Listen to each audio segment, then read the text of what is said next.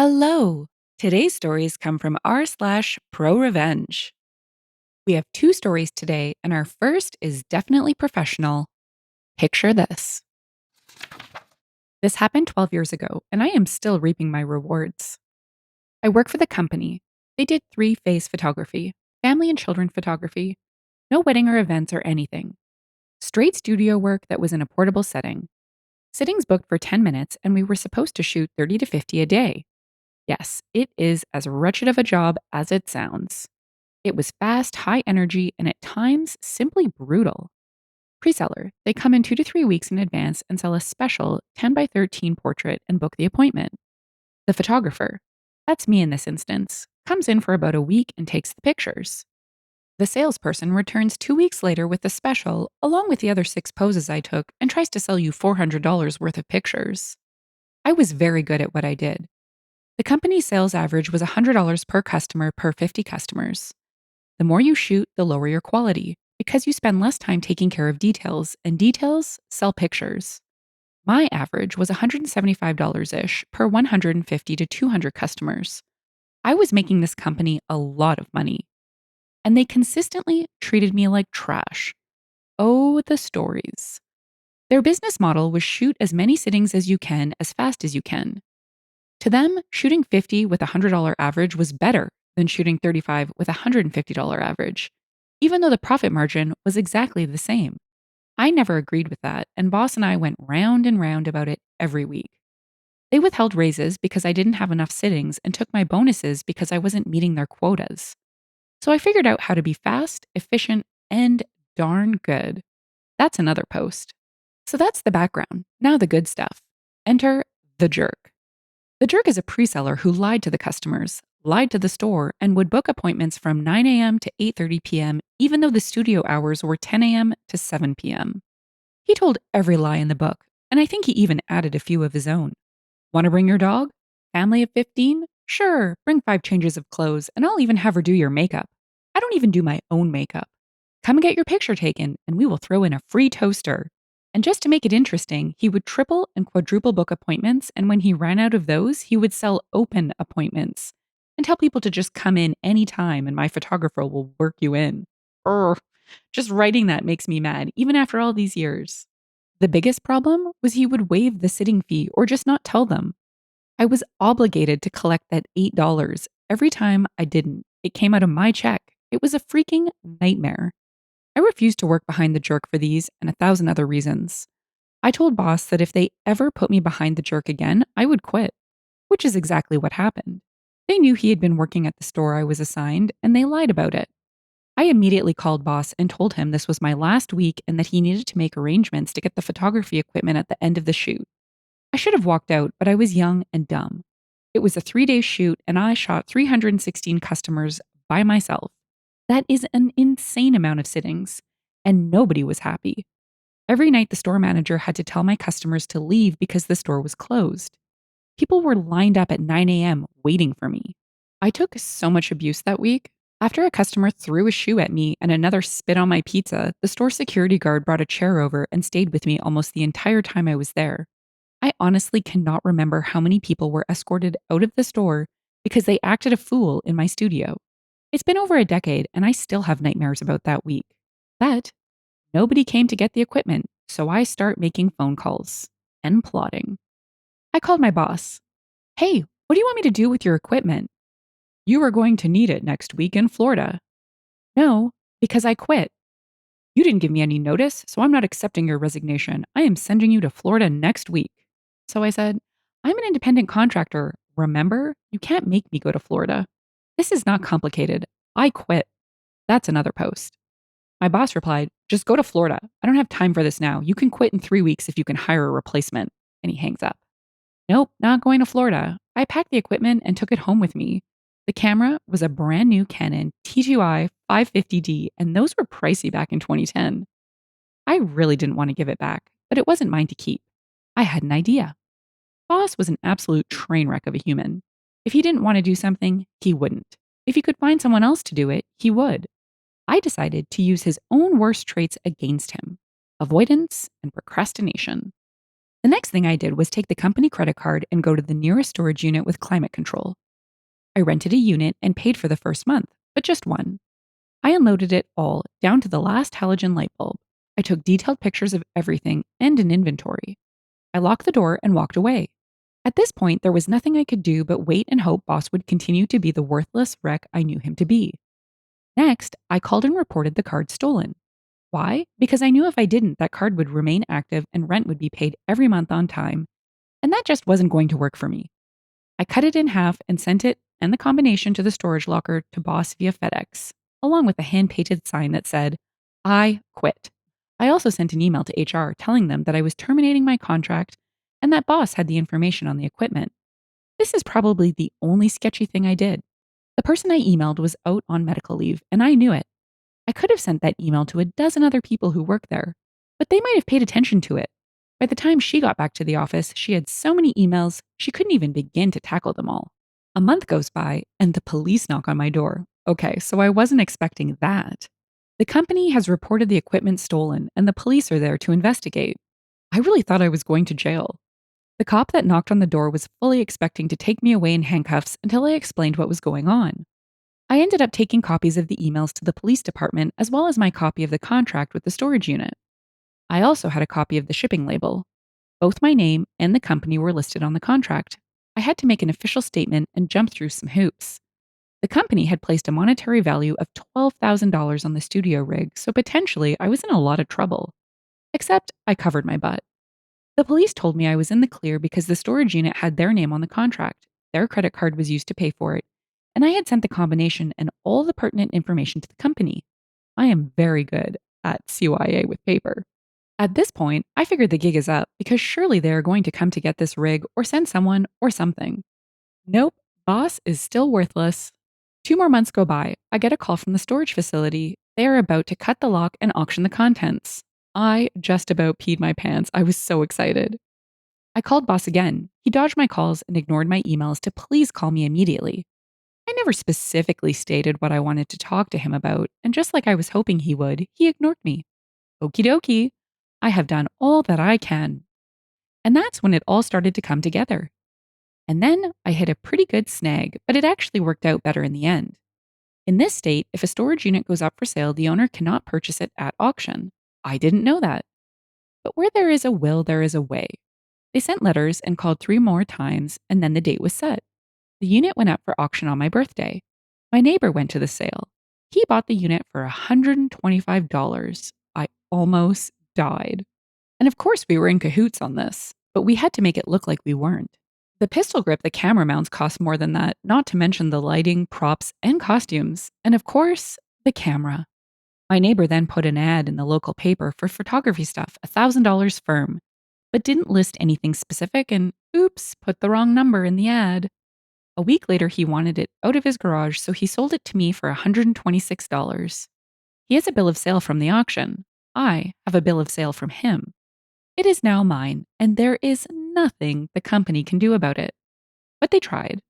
I now have a fully functional photography studio, all the contacts I need to start my own business, and the skills to do it. I started calling all the stores I had worked for the last 8 years and offered them a much better deal than what the company was giving them. I did my own pre selling, my own photography, and my own sales. Except I took it a step farther. I bought a monitor and computer and let people preview their pictures and order the day of the shoot. They paid in full and I mailed the pictures directly to them. People loved it. No high pressure sales, no tricks. My customers were happy and so were my stores. About 6 months after my first independent shoot, I heard from the company. I got several nasty letters from them, which I ignored. Word had gotten back to them that I was using their equipment and that I was working for someone else. I just laughed at them. They thought so little of me that it never occurred to them that it was my business. Then I got a nasty legal letter from a lawyer. It started with cease and desist, rolled into me violating the non competitors agreement, and ended with the return of their stolen property. They had apparently not told him all of the facts. I sent him copies of everything. I waited a few weeks for a response from him and heard nothing. I finally called to find out what was going on, but no one was available to take my call. How convenient. A few days later, I got a certified letter in the mail saying, no other legal action will be forthcoming from this office. I would have been content to just let it slide, but this whole thing ticked me off, and now I wanted blood. I made a real effort to really hurt them. Little by little, I built my business and my reputation. I didn't have to do any of the nasty tricks that the jerk did. Within a year, I had stores and schools calling me. I had more work than I could handle on my own. So I took on a second photographer, then a third. I actually hired 4 people out from under their noses. At the height of my business, I had 8 additional photographers and a full time office assistant. I could have grown much larger, and in hindsight, I am so glad I didn't. Digital photography was a huge boon to the industry, and then it backfired. I found my niche in the market just as it exploded. I ran the company completely out of 3 states. They lost all of their chain contracts to me, including the store where it all blew up. The jerk lost all of his stores and ended up working at a gas station. The boss ended up demoted because his district was dissolved when I sniped the contracts. The jerk actually tried to convince one of my photographers to hire him to do the pre selling for her. By now, my name and my business name had a really good reputation. Boss left the company for good and used me as a personal reference. He was a good photographer, just a rotten manager, and I took great joy in telling the people who called me that I was legally not allowed to tell them what I thought of the man. The age of the cell phone camera pretty much destroyed traditional photography, and I closed my doors as a business in late 2017. The company closed for good in 2016, and I would like to think I had a hand in that. I'm still standing, and they are nothing but an empty building. I still have the original rig, but the camera has been replaced several times. I do senior pictures and the occasional venue shoot. Most of my photography is for restaurant menus now. People ask me if that's boring. I've never had a meatball scream, cry, or kick me, which is pretty much a daily occurrence when you work with kids. This may not be as epic as some on here, but I beat them at their own game, and that still feels pretty darn good. Oh, wow. OP really took them down. She's hardcore, clearly intelligent, strategic, and talented. She deserves to continue to reap the rewards of her plan, especially given how the company treated both clients and her. Let's see if others agree in the comments. Tiefschlag said, "Are you serious? Not epic? Damn, this is as pro can be. You're right up there with the best of them." Satori Namaste replied, "I would dare say this is nuclear. However, you did it in the most professional way. Sometimes the best revenge is your own success. So happy for OP." Tiefschlag replied, "Not too sure about this being a nuke. No lives were destroyed in the process, and the downfall of the company was of their own making." Satori Namaste replied, "Dude is working at a gas station. That's a story in itself." Rabbit and Shiver gave thumbs up and a laughing emoji to getting your neighbor to buy your storage unit. OP replied, "It was actually his idea. He was a grizzled old man who hated authority and had a wicked sense of humor. I didn't want to get anyone else involved in case it all blew up, but he wouldn't take no for an answer. I miss that old stubborn coot." In response to OP saying, "I took great joy in telling the people who called me that I was legally not allowed to tell them what I thought of the man," someone asked, "Non disparagement clause? Otherwise, you were totally good to go on telling the truth." OP replied, "So this was a bit of sneaky chicanery on my part. It was a personal reference, so I could say whatever I wanted. What I really wanted to say is, he's a good photographer, but has the work ethics of a chihuahua with ADD. But that sounds like sour grapes and could be dismissed as such. But by saying I couldn't respond, I made them wonder what had he done that was so bad that it became a legal issue. It was a character assassination, and I never said a bad word about him." Our second and final story is another banger. Landscaping owner rips my friend off of $400, so my friend makes him incur $15,000 in expenses. Word of note, this is not me, but posting up here for a friend who currently resides overseas. Long story, but worth the read. A while back, my friend was selling some stuff online, and among the items was a water heater. You know, the ones you see in every community hall and church kitchen. It was in working condition. He threw it up online for $150 and got an email from a person who runs a landscaping business saying they'll give him $100 cash today. Done. 2 weeks later, he got an email saying that it's not working. Weird. So my friend offered to give a full refund or cover repair cost if it's under $100. The guy instead sent an invoice for $400 saying the repairs had been done, and if my friend doesn't pay it in 48 hours, he'll send a debt collector after him.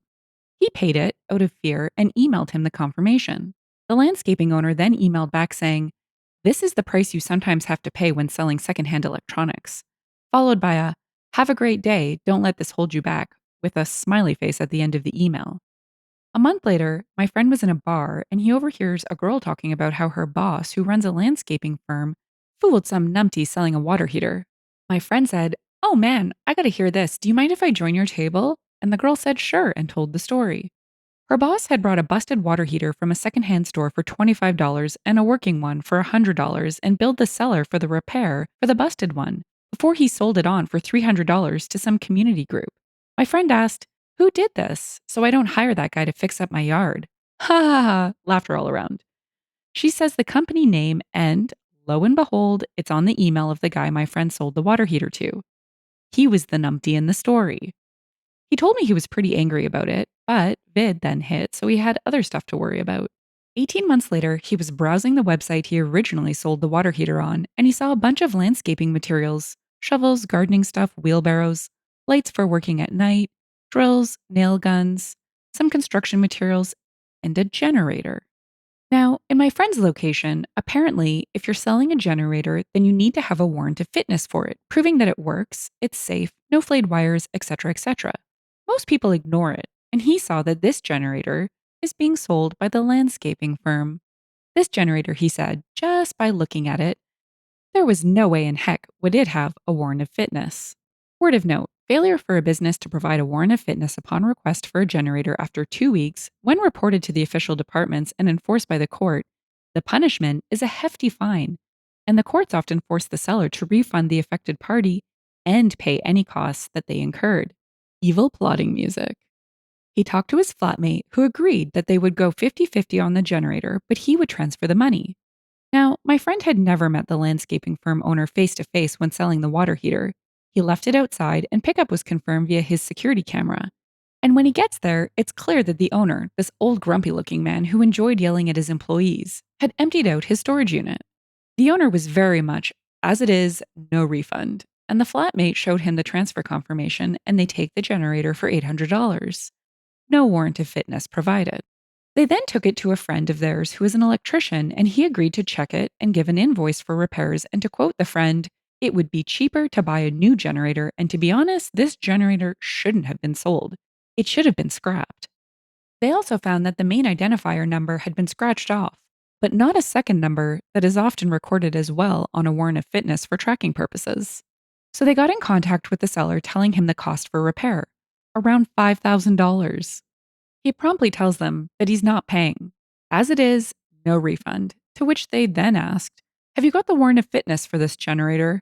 Silence for 2 days. They followed up with another email asking for it. No response. They then ask again and get an email from him saying that he'll take it back for $800. They said no, we want the warrant of fitness, and they get no response. They emailed him every day for 2 weeks. Nothing. So they printed out the original item listing that had been screenshotted and had been archived on the website and reported him to the website and then the government. 4 months later, my friend is in court and the guy went up to him. He tells him that he will take back the generator for $800 and that my friend and his flatmate will be going in to tell the judge that the seller has refunded them and that they want it all dropped, and that's what's happening here. Full stop, end of story. They are doing what they are told to do. My friend said no. So they went into the courtroom and it's over very quickly. The inspector the government sent out to inspect the generator stated that it was in poor condition, shouldn't have been sold, was highly unsafe, and that the seller had tried to get the generator a warrant of fitness in early 2021, but instead had been told that it was to be repaired or scrapped and that it was not to be sold. They identified it by a second number on the generator that they took down in the original attempt to get it warrant of fitness, which had not been scratched out like the first. The judge ordered the landscaping firm owner to refund the flatmate the $800, pay the $5,000 for repairs to the generator, and was ordered to pay a $10,000 fine, which would be given directly to my friend's flatmate as the affected party. When they left the courtroom, the owner was furious and told them that under no uncertain terms was he paying them a penny more, and that he couldn't understand what he had done to deserve such treatment. To which my friend said, "Remember the water heater?" He gave him a very confused look. "Remember the water heater you bought for $100? Well, I do, because I sold it to you. And I know that you had a different one repaired and invoiced me for it." His jaw was on the floor, and to hit it home, he said, "It's a pain, isn't it? When what goes around comes around, especially when it accumulated interest." You have 48 hours to pay, or a debt collector will be contacted. Remember, this is the price you sometimes have to pay when selling secondhand electronics. Have a great day. Don't let this hold you back. And they left. He paid the $15,000 2 days later. My friend and the flatmate split the $10,000 50-50 as they agreed. Combination of rent payments and study stuff. The generator they got repaired, and then got a warrant of fitness for it before selling it for $1,000 with a newly replaced identifier number. They then went out for a wonderful dinner and night out in town. Wow, another great example of a well executed plan. My favorite part was the payback with interest reference. Some people found the story a little less believable, though, as you'll see in the comments. Username ABC said, "This is the definition of pro revenge. Impressive. Made him eat his words and hit his pocket. It doesn't get much better than this." OP replied, "A beautiful double whammy that I am sure he will never forget." Danny J all the way said, "I don't know. This is all just way too coincidental and elaborate for me to believe." OP replied, "This isn't something that happened over a short period of time. My friend had originally forgotten about the incident until they saw the sale post and the name of the company on the contact details. They saw an opportunity, weighed the risk, and decided to go for it, and it paid off for them big time." Quoting "somewhere overseas," Wiley said, "Fictionia." Someone else chimed in, "Bullcrapwania." And Glass Falls said, "Based on the description of the old man, it sounds more like totally not made up a stand to me." If you've enjoyed the story and would like to hear more, consider liking, subscribing, and leaving a comment. Thanks, and bye for now.